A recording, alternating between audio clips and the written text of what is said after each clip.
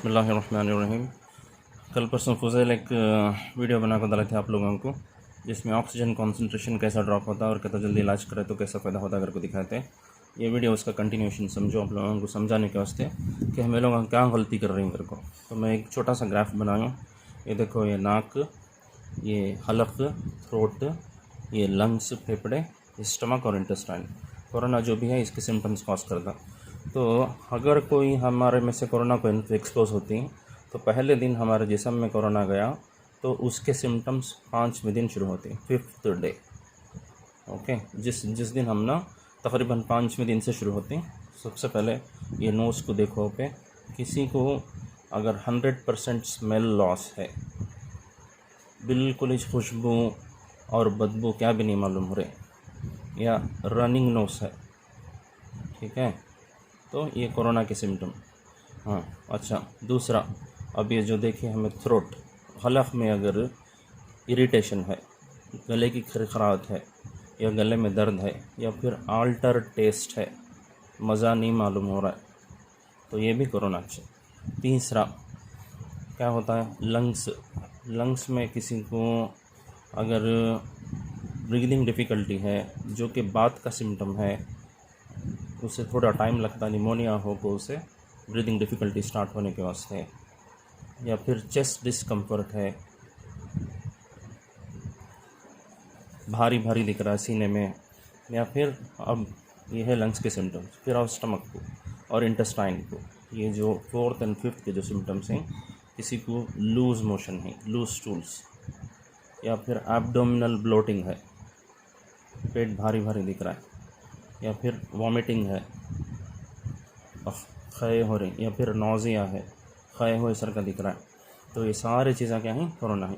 हमें क्या गलती कर रही हैं, जब ये होता है loss of smell, running growth होता है, हमें समझते हैं कि हमें ठंडा पानी पी ले, या फ्रिज का पानी पी ले, या बारिश में भीग गए मेरे को। और जब ब्रीदिंग डिफ़िकल्टियाँ, टेस्ट इरिटेशन है, या आल्टर टेस्ट है, तो हमें समझते हैं कि कोई खट्टी चीज़ खा ले, या कोई दवा खा लेने की वजह से हमारा टेस्ट चले गए को, हमें लोग इससे लापरवाही कर रहे हैं। दूसरा, ब्रीदिंग डिफ़िकल्टी है, तो हमें समझ रही हैं कि हम ना पहले से अस्थमा था, या पहले से दमे की शिकायत है, जिसकी वजह से हम ना ये बार फिर आ गए को। लूज़ मोशंस हो रही, तो हमें क्या समझते हैं कि भाई फूड पॉइजनिंग हो गया है, टांकी जाको टांकी खा ली, जिसकी वजह से ये सब सारी चीज़ें क्या हैं, कोरोना है। तो हमें क्या कर रही हैं, पहले या दूसरे दिन, तीसरे दिन इसे छोड़ते, एक दिन देखेंगे, गर्म पानी पीएंगे, या फिर मेडिकल शॉप से जाकर गोलियाँ लेको खाती, over the counter drugs, medical shop से लेको गोलियाँ खाती। इसमें क्या होता है, 2 या 3 दिन चले जाते। ये 2 या 3 दिन करके बोले तो कोरोना अंदर घुस को हम ना 8 दिन हो गए, ठीक है। अब तक भी आपका सैचुरेशन बिल्कुल नॉर्मल रहता है, यानी 95% से ज़्यादा रहता है, ठीक है। अब तीसरे दिन जब बुखार और ये सिम्टम्स कम नहीं होते, अब जब तीसरे दिन क्या होते, बुखार शुरू होती, ठीक है, फीवर स्टार्ट, यानी कोरोना का 8वां दिन में और आपके सिम्टम्स का तीसरा दिन, अब बुखार शुरू होती है, तो हमें जाकर क्या कर रहे हैं, लैब में टेस्ट कराते हैं। लैब में टेस्ट करा को एक बड़ी गलती क्या हो रही है बोले तो, उसमें सब जने एक विडाल कर को टेस्ट करते हैं, ये सब भी टाइफाइड का टेस्ट करके बोलते हैं, उसमें एक टाइटर 1:80 करके आता है, तो ये देख ले को हमें क्या बोलते हैं, तुम ना टाइफाइड होगा ये को, लैब वाले बोलते हैं, और तुम्हारे छोटे मोटे आजू बाजू के डॉक्टर आ रहे तो टाइफाइड होगा एक को बुलाते हैं। हालांकि बिल्कुल गलत है, ये टाइटर्स जो हैं नॉर्मल है। विडाल सिर्फ सिग्निफिकेंट तब होता है जब आजू बाजू टाइफाइड की बुखार चल रहे, टाइफाइड एंडेमिक है, यानी टाइफाइड की बुखार सबको हो रही है, तब तुम्हारा विडाल 1:160 रहा तो उन्हें पॉजिटिव। इस मौके पर जहाँ पे कोरोना चल रहा है, विडाल कहता रहा तो भी 1:160 रहा तो भी उन्हें क्या है, कोरोना है, क्योंकि विडाल एनामनेस्टिक पॉजिटिविटी करके कोरोना में भी पॉजिटिव होता है, मलेरिया में भी पॉजिटिव होता है, निमोनिया में भी पॉजिटिव होता है, कॉलरा में भी पॉजिटिव होता है, कोई भी बीमारी में विडाल का टेस्ट पॉजिटिव आ सकता है। तो अल्लाह के वास्ते विडाल का टेस्ट न को करो, रॉन्ग, ठीक है। तो अब ये क्या करते हैं, तो अब हमें लोग ये पॉजिटिव आया करके क्या करते हैं, वहाँ के जो जनरल प्रैक्टिशनर्स रहते हैं, या फिर वंस अगेन फार्मेसी को जाती हैं, तो मैं हमने टाइफाइड के गोलियाँ दिया कर को, उन्होंने छोटे मोटे आपको पैरासीटामॉल, उसके साथ सेफिक्सिम, या फिर पॉजिटिव छोटी मोटी अजिथ्रोमाइसिन ये दे डालते हैं, ठीक है। अब आप लोग क्या करते हैं, फिर 3 दिन ये गोलियाँ खाते हैं।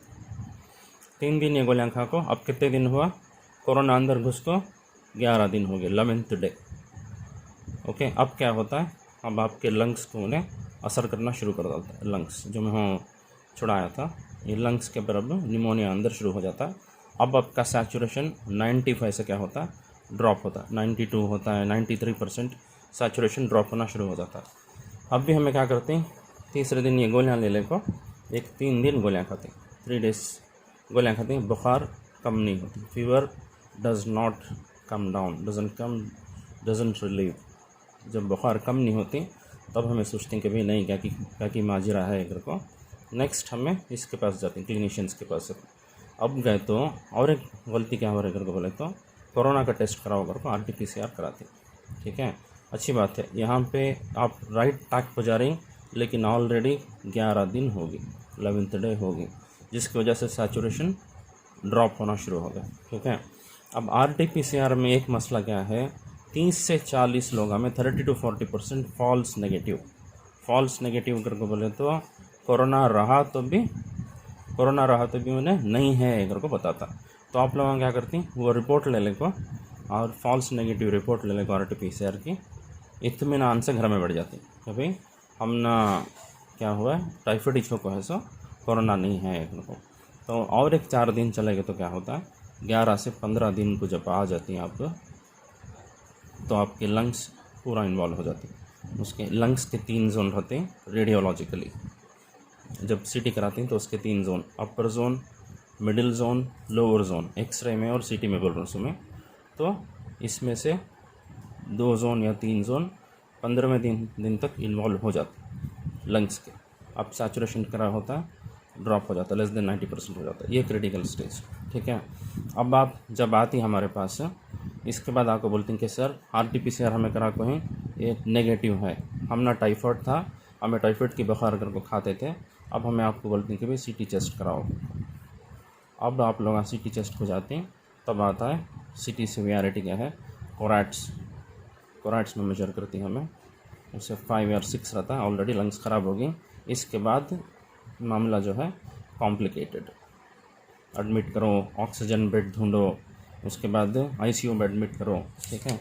ये सब नहीं होता अगर आप ये सिम्टम्स को जो मैं आपको दिखाया पहले दिन की, ये सारे सिम्टम्स को पहले दिन से आप लोग अगर सीरियस लिए और पहले दिन आप इसे कोरोना समझे और कोरोना समझ को आप घर में आइसोलेट हो गए। क्या करना है आपको, घर में आइसोलेट होना है, एक रूम में रहना है। कोरोना रहने नहीं, छोटी मोटी खांसी बुखार रहने, इस माहौल में ये करना ज़रूरी है, एक आइसोलेट हो जाओ, अलग कमरे में हो जाओ। मैं छोटे मोटे दवाएं आप लोगों को बताता हूँ, ये सब शुरू करो। सबसे पहले तो विटामिन C 3 बार आपको खाना है, लिमसी और सेलिन के ब्रांड से मिलते हैं विटामिन C, ठीक है, बहुत आसानी से मिलते हैं। उसके बाद दिन में 3 बार आपको पैरासीटामोल लेना है, 650 मिलीग्राम से कम नहीं लेना। तीसरा जो लेना है, जो कोरोना को साबित हो गए, डॉक्सीसाइक्लिन कैप्सूल्स, डॉक्सी 100, इसे दिन में 2 बार लेना है, ठीक है। उसके बाद आप जो कोरोना को साबित हो गया है, आयोरोमेक्टिन कर कोई एक दवा है जो 12 मिलीग्राम से आपको नाश्ते से पहले लेना है, ठीक है।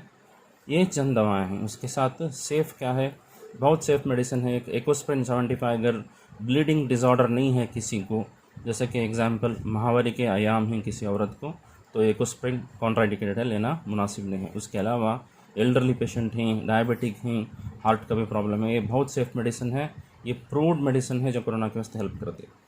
तो ये सारे मेडिसिन आपको एक जगह आइसोलेटेड होकर स्टार्ट करना है। एक छोटा सा पैंटोप्रोजोल भी आपको लेना है, पैंटोप्रोजोल 40 मिलीग्राम्स, इसको भी दिन में 2 बार लेना है। तो एक रूम में आइसोलेशन बहुत ज़रूरी है। अगर आप आइसोलेट नहीं होते तो सारे घर वालों को फैला दें, सारे घर वाले बाहर निकल कर सारे सोसाइटी को फैला दें। ये अगर आप एक कमरे में रखो, 1 हफ़्ता आप ले लें, तो कोरोना रहने नहीं रहने क्या होता है, आप 1 हफ़्ते में रेडी, 1 हफ़्ते में आप एब्सोल्युटली नॉर्मल हो जाते हैं, 1 हफ़्ते के बाद बाहर निकल सकते हैं, कुछ भी कर सकते हैं, ठीक है। तो हमारे से गलती क्या हो रही है, हमें पहले दिन लापरवाही करके उसे टाइफाइड समझ को, RT-PCR नेगेटिव समझ को बाहर फिर तो उन्हें कॉम्प्लिकेशन को जा रहा है। तो अल्लाह के वास्ते जो भी आप पहले दिन से सिम्टम मैं आपको दिखाया अगर वैसे लगती तो इतना काम करो, आइसोलेट हो जाओ, ये दवाएं शुरू करो, आपको किसी डॉक्टर के पास भी जाने की ज़रूरत नहीं है। तो इंशाल्लाह अगर अल्लाह इसमें शिफा दे दे तो कोई मसला नहीं है, बस काफ़ी है। इसके बावजूद पहले दिन देखो, पहले दिन से सिर्फ 3 दिन का टाइम है आपके पास। 3 दिन के अंदर आपको अगर शिफा नहीं मिल रही सीधा जाओ डॉक्टर के पास, ठीक है। एक स्पेशलिस्ट के पास जाओ, जिन्होंने ये बीमारी को समझती उनके स्पेशलिस्ट के पास जाओ। उन्होंने आप लोगों को बहुत आपका RT-PCR नेगेटिव रहा तो भी नेगेटिव है तो भी ये कोरोना हो सकता है, स्टिल कोरोना, ये अभी कोरोना छे, अब भी कोरोना छे, ठीक है। तो ना आपके पास क्या कराते हैं, CT चेस्ट, ये हम ना बता डालता, ठीक है। इसके साथ ज़रे पैरामीटर्स हैं, LDH क्या बताता है, लंग कितना डैमेज हो है एक को बताता, निमोनिया है नहीं है एक को बताता। CRP अंदर इन्फ्लेमेशन कितना है, अंदर के पूरा सिस्टम कितना ख़राब हो रही है को बताता, ठीक है।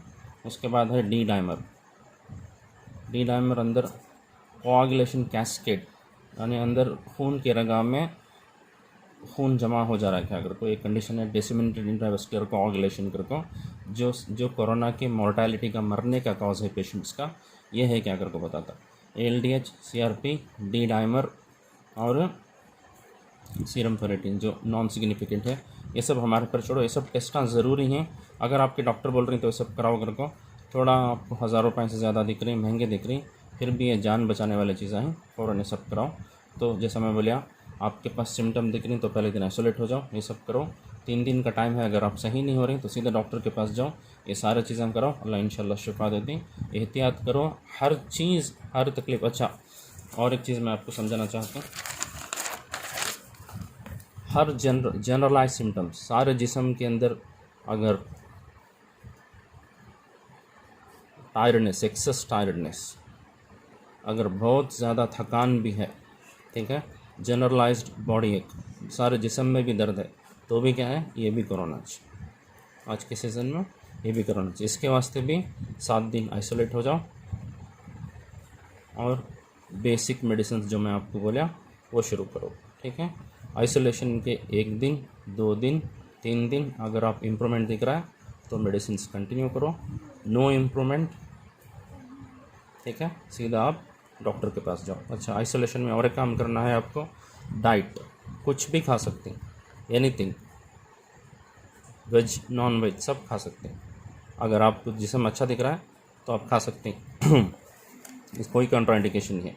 सिर्फ कोल्ड आइटम्स नहीं खाना है, आप फ्रिज की चीज़ें नहीं खाना है बस, ठीक है। डाइट क्या होना तो भी लिए जा। और सैचुरेशन की मिशन आप जब लगाते हैं तो इसमें 2 है, ऊपर आपको SpO2 दिखाता, ये हमेशा 90/5 से ज़्यादा रहना है, ये नॉर्मल है। नीचे और एक दिखाता है आपको BPM करको, बीट्स पर मिनट करको, ये है आपके हार्ट रेट, पल्स, ठीक है। इसके पर ज़्यादा तवज्जो ना दियो, इसका नॉर्मल रेंज जो है 60 से 120, ओके। तो इसके पर ज़्यादा तवज्जो ना दियो, इसके पर ज़्यादा कंसंट्रेट करो। इसमें कुछ गड़बड़ है तो डॉक्टर के पास जाओ, बाहर निकलो और अपना इलाज कराओ। इतना करो अल्लाह के वास्ते। हमारे हॉस्पिटल में मैं 30 साल के नौजवानों को देख रहा हूँ जो 2 हफ्ते के बाद हमारे पास आ रही, और CT में कोराइड सेक्शन है, पूरा लंग्स इन्वॉल्व होगा और उनका सैचुरेशन लेस देन 85, और उनकी वजह से ऑक्सीजन देना पड़ रहा है, उनको बेड्स नहीं, कॉन्सेंट्रेटर पर डालना पड़ रहा है, बहुत सारे मुश्किलात हो रही। तो इतना करो, इंशाल्लाह अल्लाह हम सबको सेहत देंगे और इस वबा से अल्लाह बचा दे। अल्हम्दुलिल्लाह।